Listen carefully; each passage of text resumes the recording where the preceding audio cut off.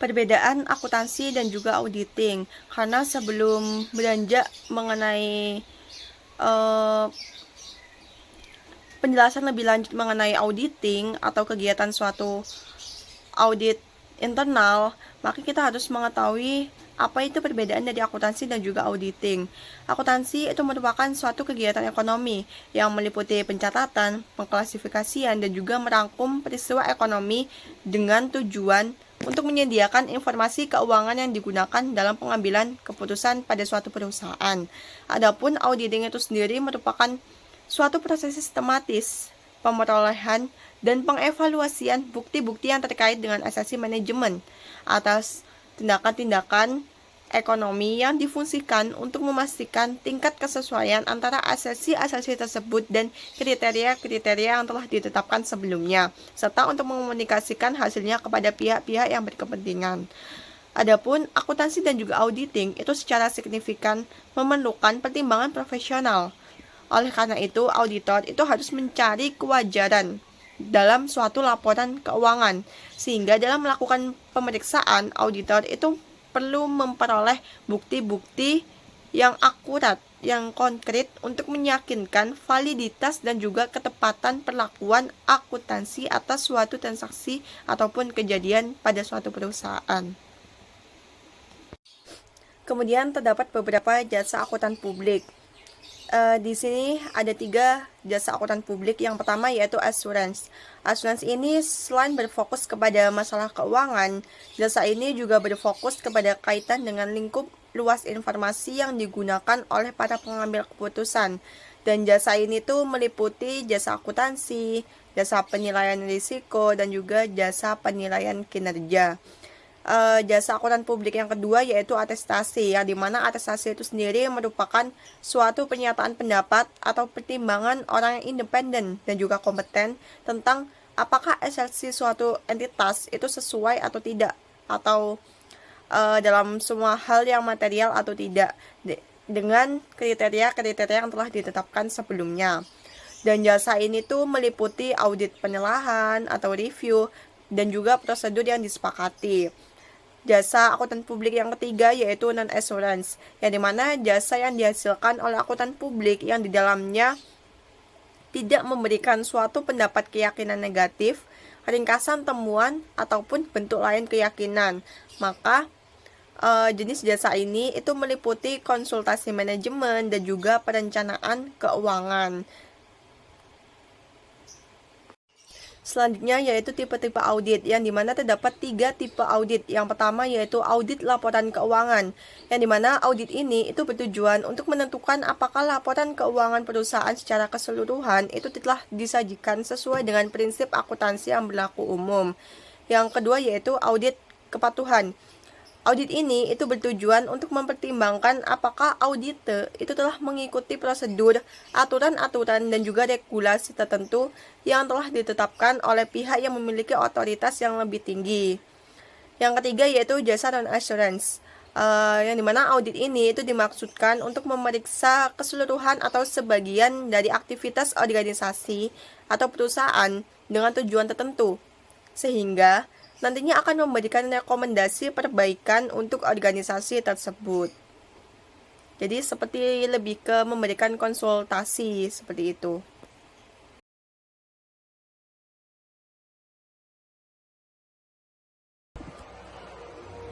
Baik, materi selanjutnya adalah ruang lingkup profesi akuntan dan kantor akuntan publik. Definisi akuntan publik yaitu seorang akuntan yang telah menempuh dan lulus ujian sertifikasi akuntan publik, memenuhi persyaratan profesional untuk menjadi akuntan publik, dan telah mendapatkan izin dari Menteri Keuangan untuk menjalankan pekerjaan akuntan publik yang menghasilkan berbagai jasa bagi masyarakat, yaitu jasa asuransi, jasa atestasi, dan jasa non-asuransi. Baik, selanjutnya adalah Undang-Undang Nomor 5 Tahun 2011 tentang Akuntan Publik. Standar dan hukum penting bagi akuntan publik untuk melindungi masyarakat dan menjaga integritas profesi. Undang-Undang Nomor 5 Tahun 2011 ini memberikan kepastian hukum, perlindungan, dan kerjasama yang kooperatif antara akuntan publik dan entitas dengan mendefinisikan akuntan publik dan asosiasi profesi akuntan publik. Dampak dari undang-undang ini yaitu ada beberapa pasal yang dikhawatirkan dapat berpengaruh terhadap pengembangan profesi akuntan publik di Indonesia. Di antaranya yang pertama adalah sanksi pidana bagi akuntan publik, yang kedua adalah perizinan akuntan publik bagi asing, dan yang ketiga adalah persyaratan akuntan publik.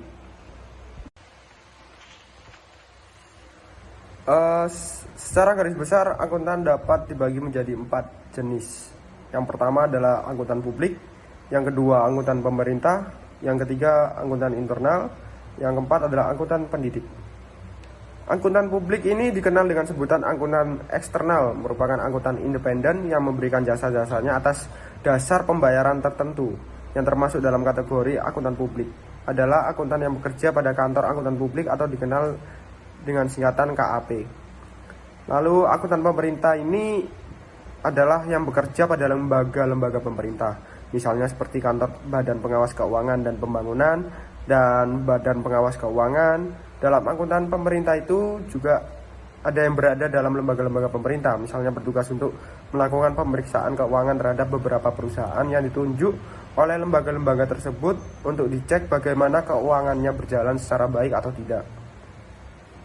Yang ketiga adalah akuntan internal, yaitu akuntan yang bekerja pada suatu perusahaan atau organisasi. Akuntan ini juga disebut sebagai akuntan perusahaan atau akuntan manajemen. Jabatan tersebut diduduki mulai dari staf biasa sampai dengan kepala bagian akuntansi dan direktur keuangan. Tugas akuntan internal adalah menyusun sistem akuntansi, menyusun laporan keuangan kepada pihak-pihak eksternal di luar dan di perusahaan, lalu menyusun laporan keuangan kepada pimpinan perusahaan. Dan yang terakhir adalah akuntan pendidik.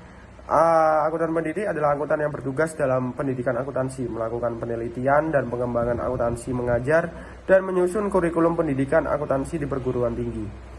Di dalam hal ini, seorang dosen merupakan akuntan pendidik, di mana dia melakukan suatu penelitian guna mendapatkan jawaban terhadap masalah-masalah yang terjadi di dalam dunia pendidikan, khususnya di jurusan akuntansi. Lalu standar profesional akuntan publik di Indonesia. Standar profesional akuntan publik juga disebut SPAP, yaitu kodifikasi berbagai pernyataan standar teknis yang merupakan paduan dalam memberikan jasa bagi akuntan publik di Indonesia. SPAP dikeluarkan Dewan Standar Profesional Akuntan Publik, Institut Akuntan Publik Indonesia.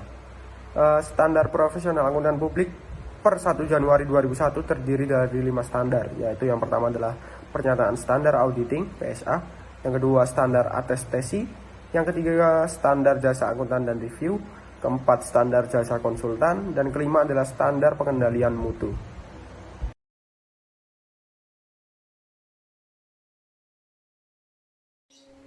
Jenis-jenis audit. Yang pertama yaitu audit laporan keuangan. Audit ini merupakan audit yang berhubungan dengan kegiatan pengumpulan dan pengevaluasian bukti mengenai laporan-laporan suatu entitas dengan maksud untuk memberikan pendapat atau opini tentang laporan tersebut. Apakah laporan tersebut sudah sesuai dengan kriteria dan juga prinsip akuntansi yang berlaku umum atau tidak. Audit yang kedua yaitu audit kepatuhan, yang dimana audit ini bertujuan untuk memastikan apakah perusahaan telah menaati peraturan dan juga kebijakan yang berlaku, baik kebijakan yang diterapkan oleh pihak internal maupun pihak eksternal dari perusahaan tersebut. Audit ini berperan menentukan apakah atau sejauh mana ketaatan suatu entitas terhadap peraturan, kebijakan, serta peraturan pemerintah yang berlaku dan yang harus dipatuhi oleh entitas atau perusahaan tersebut. Kemudian jenis audit yang ketiga yaitu audit operasional.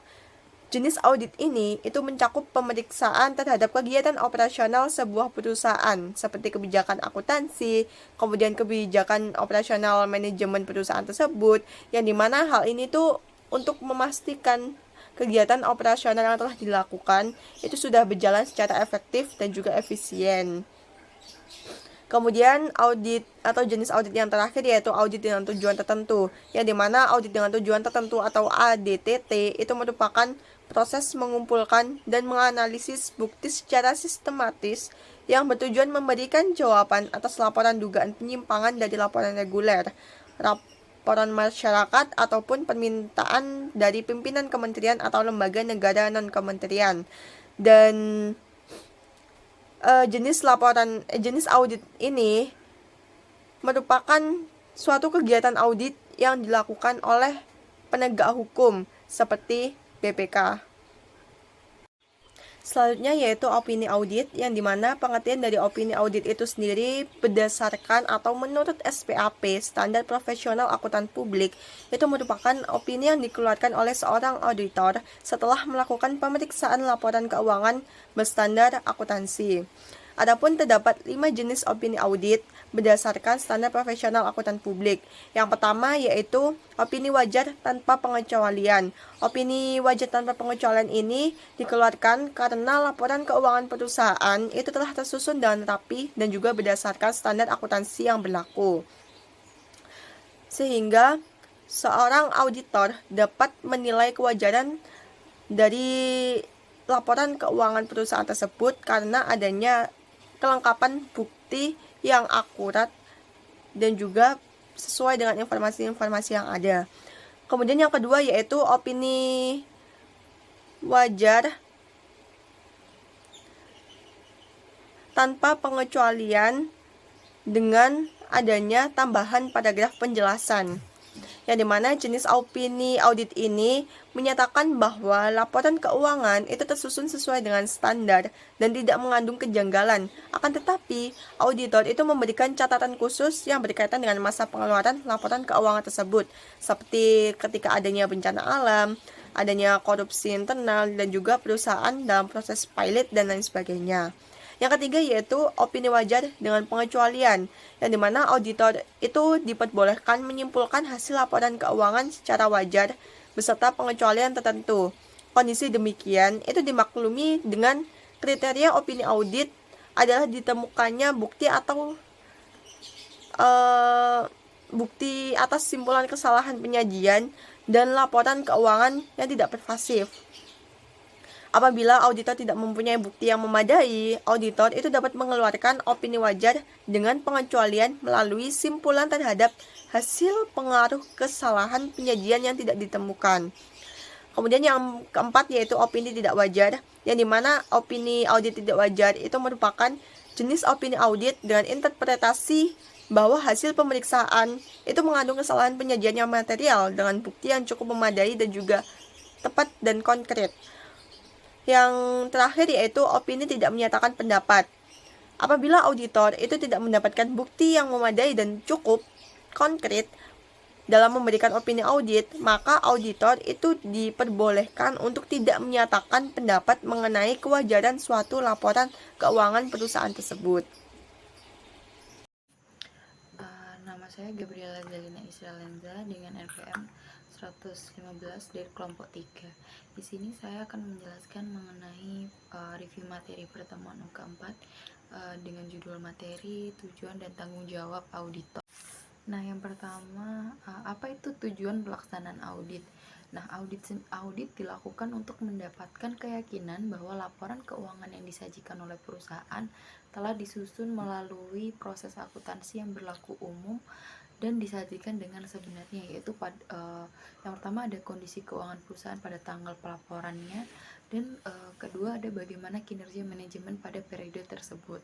Nah, secara umum ya, audit itu bertujuan untuk mengevaluasi dan memberikan pendapat mengenai kewajaran laporan keuangan berdasarkan bukti-bukti yang diperoleh dan dilakukan oleh seorang yang independen dan kompeten. Nah, selanjutnya ada tanggung jawab manajemen dan auditor. Yang pertama ada tanggung jawab manajemen. Nah, tanggung jawab manajemen ada 4 tanggung jawab yang utama. Yang pertama ada untuk menerapkan kerangka pelaporan keuangan yang sehat dan tepat serta kebijakan akuntansi yang sesuai. Kemudian yang kedua ada menyelenggarakan pengendalian internal yang memadai. Kemudian yang ketiga ada menyajikan laporan keuangan yang wajar. Kemudian yang keempat ada bekerja sama dengan auditor selama proses auditing dilakukan. Nah, ini juga dilakukan agar saat proses auditing dilakukan tidak ada kecurangan ataupun adanya konflik kepentingan pribadi. Kemudian ada tanggung jawab auditor. Yang pertama ada memperoleh keyakinan yang layak bahwa laporan keuangan secara keseluruhan telah bebas dari salah satu material. Kemudian yang kedua ada melaporkan tentang laporan keuangan, dan dalam melaporkan tentang laporan keuangan ini harus disajikan secara material dan tidak ada indikasi terkait resiko dari salah saji material. Selanjutnya ada prinsip dasar etika profesi, dan pada prinsip dasar etika profesi ini sendiri ada 4 prinsip utama, yaitu ada prinsip otonomi. Nah, prinsip otonomi adalah prinsip yang mewajibkan setiap pelaku profesi memiliki wewenang dan kebebasan bekerja dan berpendapat sesuai dengan profesi yang dijalankan. Yang kedua ada prinsip integritas moral. Nah, prinsip ini mewajibkan setiap pelaku profesinya untuk secara konsisten memiliki moral dan kejujuran dalam menjalankan pekerjaannya. Dan pelaku profesi harus selalu bersikap adil, mementingkan profesi dan memikirkan kepentingan masyarakat. Yang ketiga ada prinsip keadilan. Nah, prinsip ini tuh menuntut agar setiap anggota profesinya untuk memberikan pelayanan kepada siapa saja yang menjadi haknya prinsip. Dan prinsip ini harus menjunjung tinggi keadilan kepada para anggota profesinya dalam menjalankan pekerjaan yang dilakukan. Nah, prinsip keadilan ini yang terutama pada yang bekerja pada sektor pelayanan masyarakat. Dan yang keempat ada prinsip tanggung jawab, yaitu setiap pelaku profesi harus memiliki kesadaran tanggung jawab terhadap pelaksanaan dan hasil setiap pekerjaannya. Selanjutnya ada asersi manajemen. Asersi manajemen adalah pernyataan implisit dan eksplisit yang dibuat oleh manajemen suatu organisasi yang seringkali terkait dengan penyajian laporan keuangan, kinerja operasional, kepatuhan terhadap peraturan pertanggungjawab sosial perusahaan, dan aspek lain dari aktivitas yang mempengaruhi keberhasilan dan keberlanjutan bisnis. Sekian presentasi dari pertemuan keempat. Bila ada salah kata, mohon maaf. Saya akhiri. Wassalamualaikum warahmatullahi wabarakatuh. Selanjutnya, saya akan membahas pertemuan kelima, yaitu risiko audit. Bagian pertama ada pengertian risiko audit. Risiko audit adalah potensi terjadinya ketidaksesuaian dan kesalahan yang dapat timbul dalam proses audit, yang mencakup kegagalan pengendalian internal, berubahnya regulasi, atau salah saji material. Auditor bertugas menganalisis serta mengevaluasi risiko audit guna menetapkan tingkat kehati-hatian yang dibutuhkan, mengidentifikasi wilayah rawan atas kecurangan, dan rekomendasi strategi yang akurat untuk pengurangan risiko seoptimal mungkin. Selanjutnya ada jenis-jenis risiko. Risiko audit digolongkan menjadi 3 jenis. Di antaranya, yang pertama ada risiko bawaan atau inherent risk. Ini muncul akibat karakteristik dari transaksi yang berada di luar batas auditor dalam mencegahnya. Faktornya meliputi transaksi yang kompleks dan juga manajemen yang tidak jujur. Yang kedua, ada risiko pengendalian atau control risk. Ini muncul akibat lemahnya sistem pengendalian yang berjalan, seperti gagal mencegah salah saji transaksi dan penerapan yang tidak sesuai. Yang ketiga, ada risiko deteksi atau detection risk. Ini muncul akibat auditor yang gagal saat mendeteksi kesalahan saji material dan kecurangan atau fraud. Semakin tinggi risiko, semakin banyak bukti yang dibutuhkan. Selanjutnya ada hubungan antar unsur risiko. Hubungan antar unsur risiko dirumuskan ke dalam model audit risiko, yaitu AR sama dengan IR dikali CR dan DR. Untuk AR sendiri adalah audit risk atau risiko audit. Untuk IR adalah inherent risk atau risiko bawaan. Untuk CR adalah control risk atau risiko pengendalian. Untuk DR adalah detection risk atau risiko deteksi. Dari ketiga risiko yang telah dijelaskan, risiko yang dapat diatasi secara langsung oleh auditor adalah risiko deteksi. Maka dari itu, point of view dari model risiko di atas dialihkan ke risiko deteksi menjadi DR sama dengan AR per IR dikali CR. Selanjutnya ada hubungan risiko, materialitas, dan bukti audit. Yang pertama, jika ingin menurunkan tingkat materialitas, maka auditor bisa menambahkan bukti audit dan mempertahankan risiko audit. Yang kedua, jika auditor ingin meningkatkan risiko audit, maka auditor dapat mempertahankan tingkat materialitas dan mengurangi bukti audit. Selanjutnya, jika auditor ingin menurunkan risiko audit, ada 3 cara. Yang pertama, auditor dapat menambah tingkat materialitas dan mempertahankan bukti audit. Atau yang kedua, auditor dapat mempertahankan tingkat materialitas dan menambahkan bukti audit. Yang ketiga, atau sama-sama menambahkan tingkat materialitas dan bukti audit. Selanjutnya ada strategi awal audit. Strategi awal audit diklasifikasikan menjadi dua kategori, di antaranya yang pertama, pendekatan substantif utama atau primarily substantive approach.